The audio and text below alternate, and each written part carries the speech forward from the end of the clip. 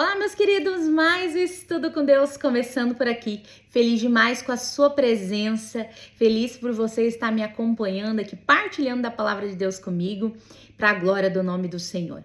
E mais de um dia se inicia, vamos ler a palavra do Senhor. E antes de tudo, quero pedir, por favor, já curte o vídeo, tenho certeza que vai agregar na sua vida. E no final, que você possa estar aí comentando e dizendo o que tem sido para você esse tempo que a gente tem passado junto. Com certeza vai agregar. Eu gostaria muito de saber como está sendo isso para você. Amém? Então abra sua Bíblia aí em 1 Coríntios capítulo 11, versículo 23. Amém? Mas antes de tudo, vamos orar. Vamos pedir a presença do nosso amado Espírito Santo nos ajudando nesse momento. Amém? Feche seus olhos. Senhor Jesus, muito obrigada mais um dia na sua presença. Coloca a minha vida, a vida daquele que está assistindo esse vídeo neste momento em tua presença. Senhor Jesus, abra nossa mente, nosso coração, nossa compreensão da sua palavra. Nos ajuda, Senhor, a compreender aquilo que o Senhor está nos falando.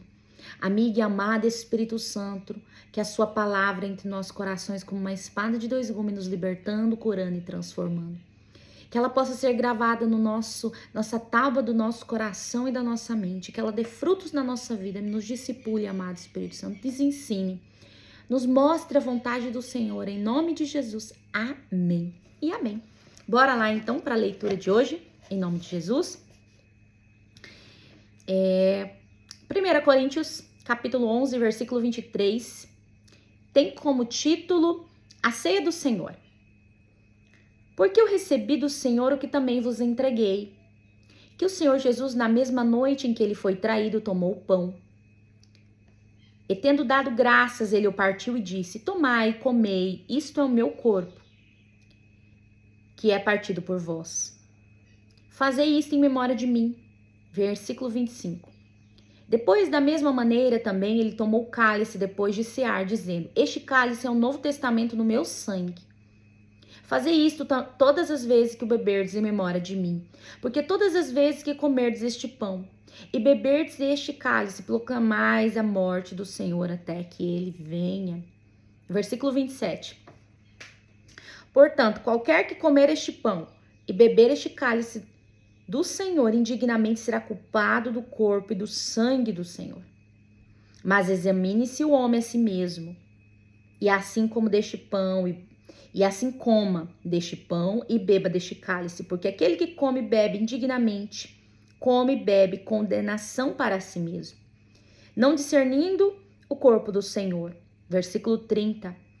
Por causa disso, muitos estão fracos e enfermos entre vós e muitos dormem.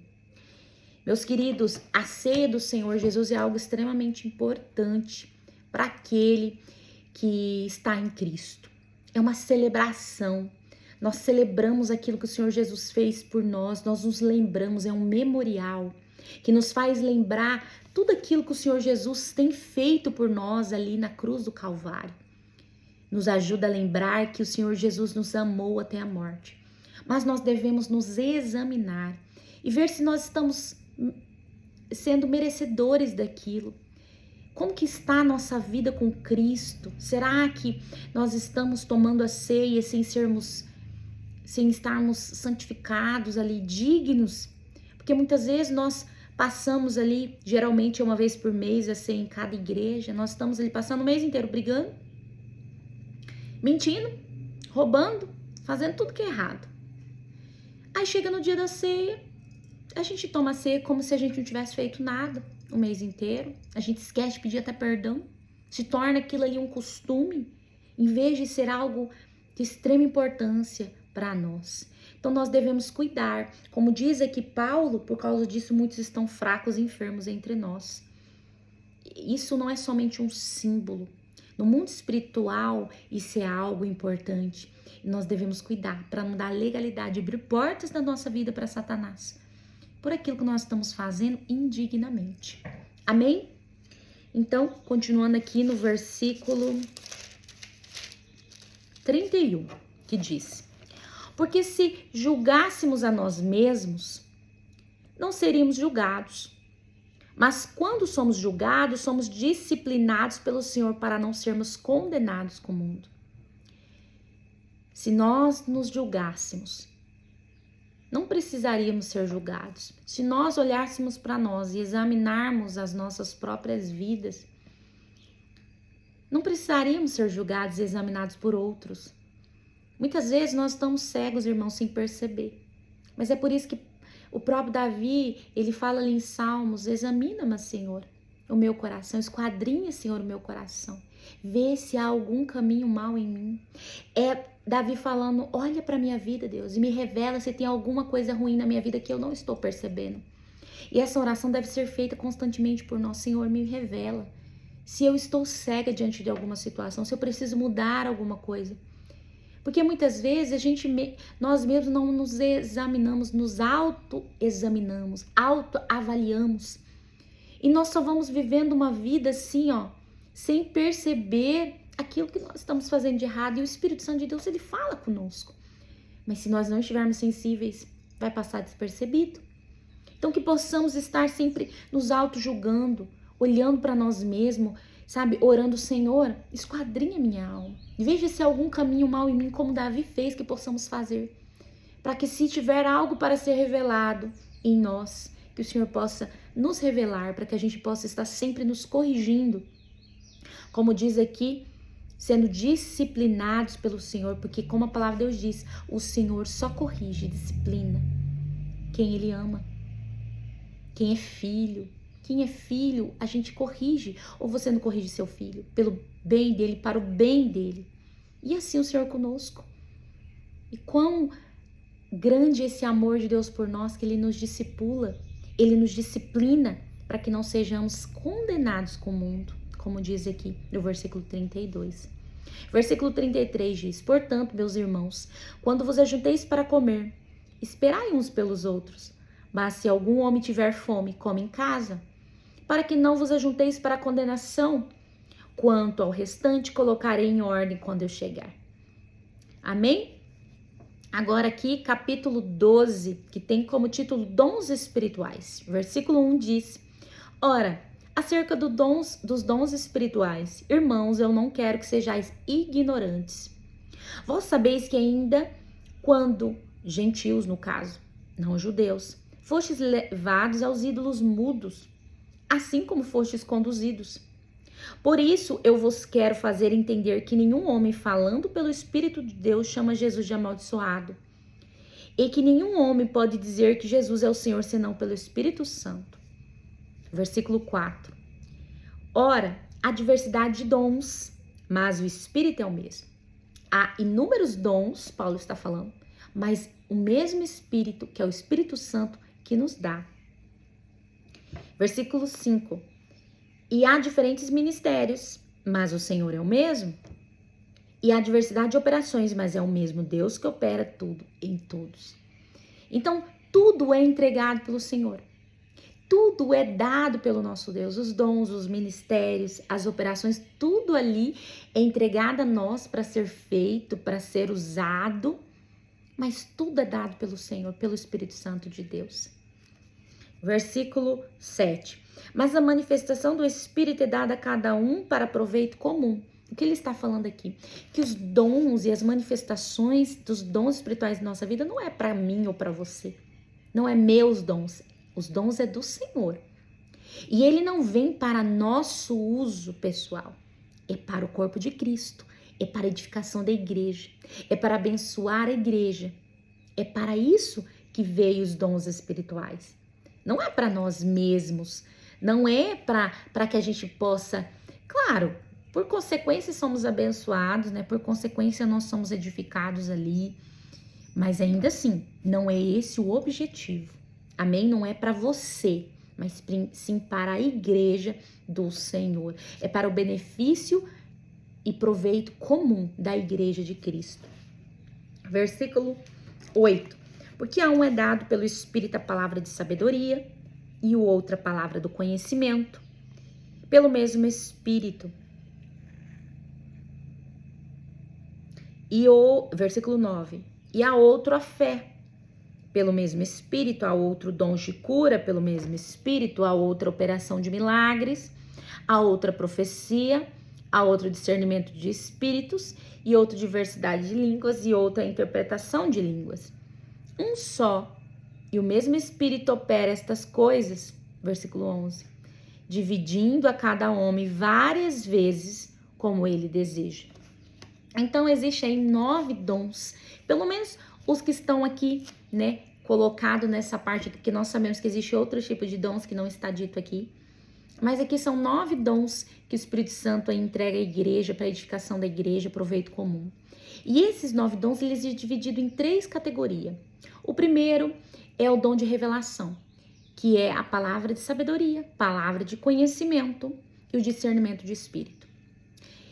Tem a categoria de poder, são os dons de poder, que é a fé, cura e milagres e maravilhas ali, que entra transformar água em vinho, enfim, essas daí, pó de ouro, essas coisas. E temos os dons de inspiração, que é profecia e variedade de línguas, que é dom, que é no caso, falar em outras línguas estranhas, e interpretações de línguas. Então, existem essas 3 categorias, e são 9 dons que estão ditos aqui, mas nós sabemos que existem outros também, e o Senhor é infinito, como se diz. Amém? E tudo é dado pelo Espírito Santo, dividido a cada um de acordo com a vontade do Senhor. Tem um irmão aí que tem um dom, tem outro que tem 9. Claro que tudo vai depender também da sua busca, da sua entrega, das suas renúncias. E o Senhor, ele vai repartir de acordo com a vontade dele. Amém? Versículo 12.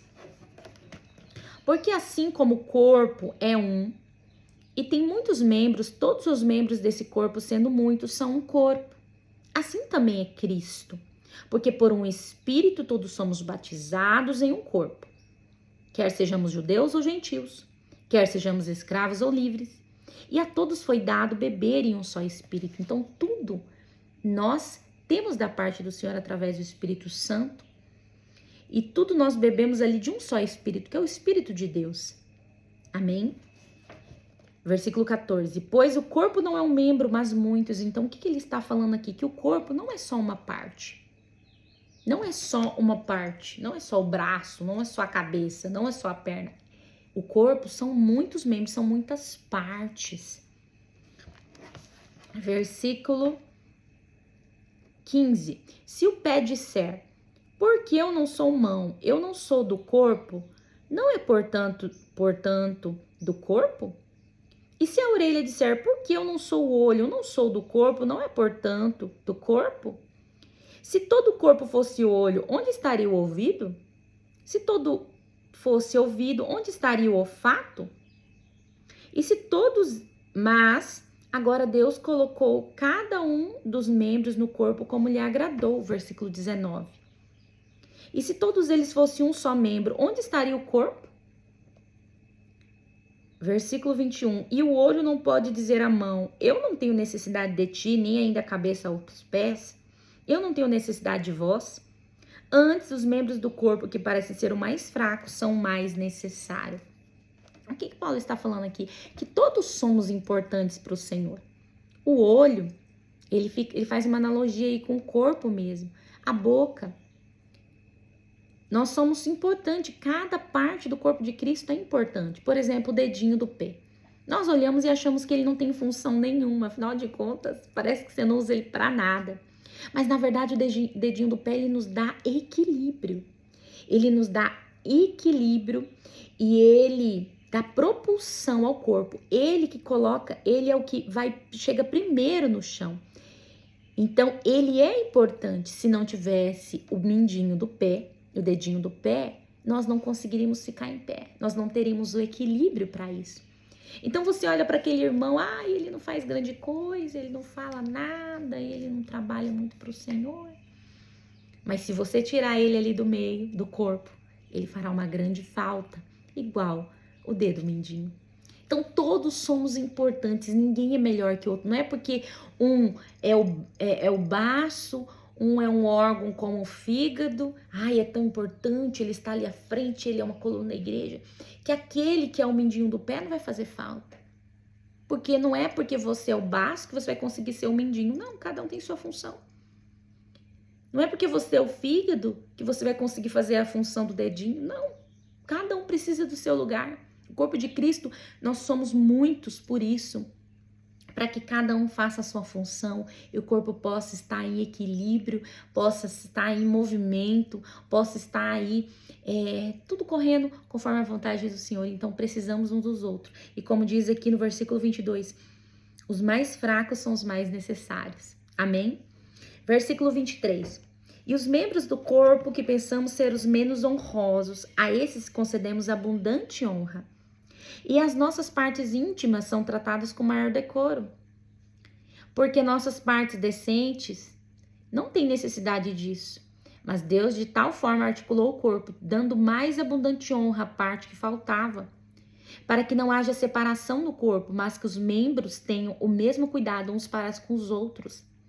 E se um membro sofrer, todos os membros sofrem com ele. E se um membro for honrado, todos os membros se regozijam com ele. Falta isso na igreja hoje em dia, né, irmão?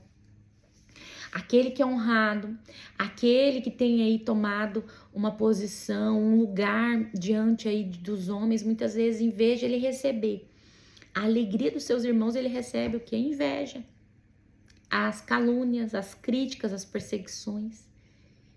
O corpo de Cristo deve ficar feliz quando aquele o Senhor levantar. Ele deve ficar triste quando aquele cair e não aplaudir. Ai, tá vendo? Eu sabia que isso não ia dar em nada. Não é isso, irmãos.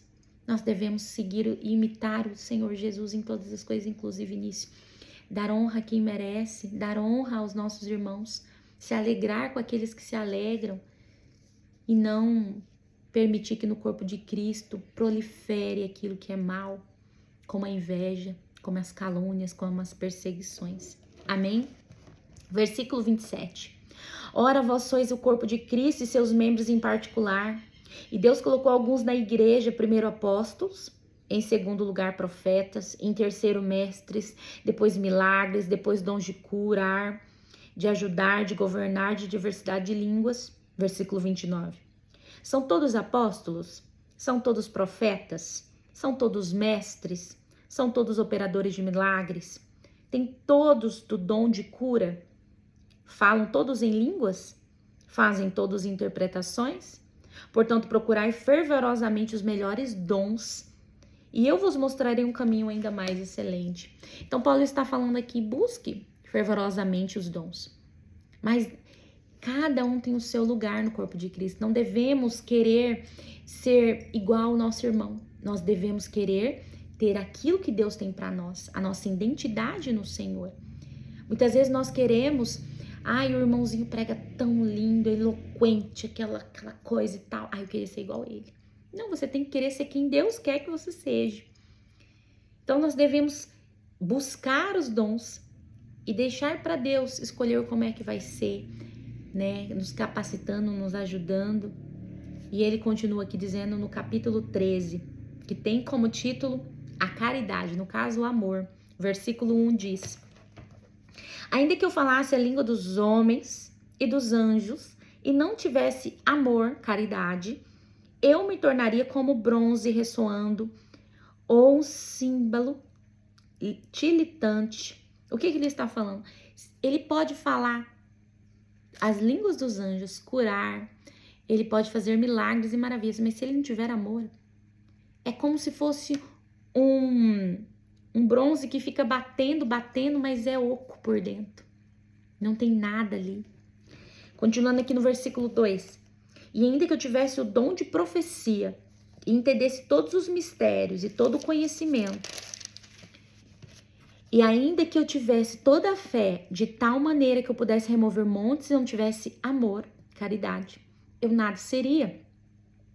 E ainda que eu distribuísse todos os meus bens para alimentar os pobres, e ainda que eu entregasse o meu corpo para ser queimado, e não tivesse caridade, de nada me aproveitaria. Então ele está falando que não adianta você entregar tudo que é seu aos pobres. Não adianta você ter uma fé que remove montanhas se você não tiver amor. Amor, ela é a base de todas as coisas. Ela é o princípio de todas as coisas. Ela é o motivo que você deve buscar os dons. O amor ao corpo de Cristo, o amor a Jesus, o amor ao próximo. Não deve ser para que eu tenha dons, para que eu tenha inúmeros dons, para que... Não. Por isso que logo depois dos dons, ele falar sobre os dons, ele coloca aqui o amor, porque ele está querendo dizer, ele aqui diz no versículo 31 aqui do capítulo 12, procurai fervorosamente os melhores dons. Mas eu vou mostrar a vocês, ele fala bem assim, eu vos mostrarei um caminho ainda mais excelente. O que ele está falando? Do amor. Que sem o amor, sem a base do amor, nada disso importa. Não adianta você ter dons e não ter amor. Você não vai estar em Cristo, você vai estar usando de forma inconsequente, imatura, os dons do Senhor. Então, a base para que você não se perca é o amor. E você precisa do amor para todas as coisas. Versículo 4. O amor é sofredora, a caridade é sofredora e é benigna. A caridade, que é o amor, não é invejosa.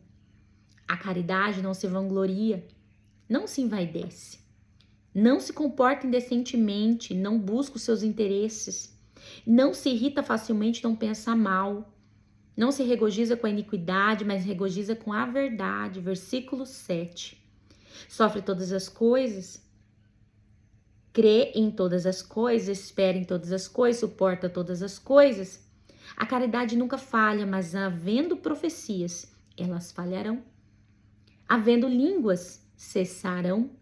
Havendo conhecimento, desaparecerá. Porque em parte conhecemos, em parte profetizamos. Mas quando o que é perfeito vier, então o que é em parte será aniquilado. Então ele está falando aqui que a profecia ela pode falhar. Nós somos falhos. Nós somos falhos. Ele está falando aqui que as línguas também vão cessar, o conhecimento desaparecerá, mas o amor permanecerá.